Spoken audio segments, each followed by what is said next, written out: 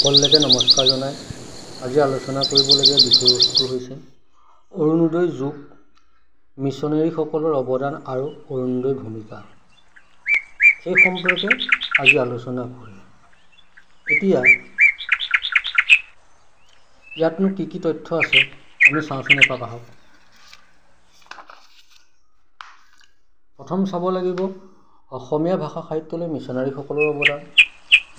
Missionary যুগটোক আকৌ দুটা স্তৰত ভাগ কৰা হৈছে, প্ৰাক অৰুণোদয় স্তৰ, অৰুণোদয় স্তৰ।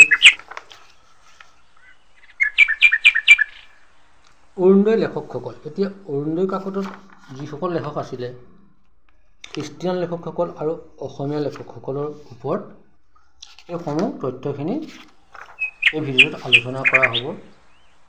ইয়াত সৰ্বমুঠ 52টা পৃষ্ঠাত আলোচনা কৰা হৈছে, এটা দীঘলীয়া আলোচনা।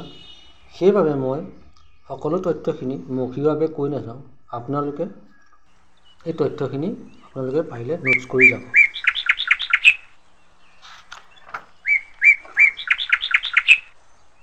এতিয়া চাওক, মিছনাৰী যুগটোক আকৌ দুটা স্তৰত ভাগ কৰা হৈছে, প্ৰাক অৰুণোদয় স্তৰ আৰু অৰুণোদয় স্তৰ। ইয়াৰ সময়টো মই দিয়া হৈছে, চাই যাব। আৰু এটা কথা কৈ দিওঁ, আধুনিক সাহিত্য সৃষ্টি,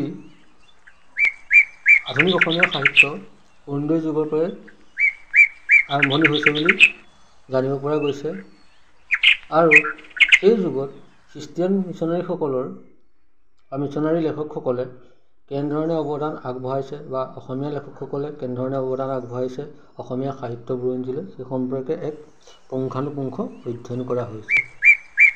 আপোনালোকে ভিডিঅ'টো ভাল পালে লাইক, কমেণ্ট, শ্বেয়াৰ কৰিব আৰু পাৰিলে মোৰ চেনেলটো ছাবস্ক্ৰাইব কৰিব।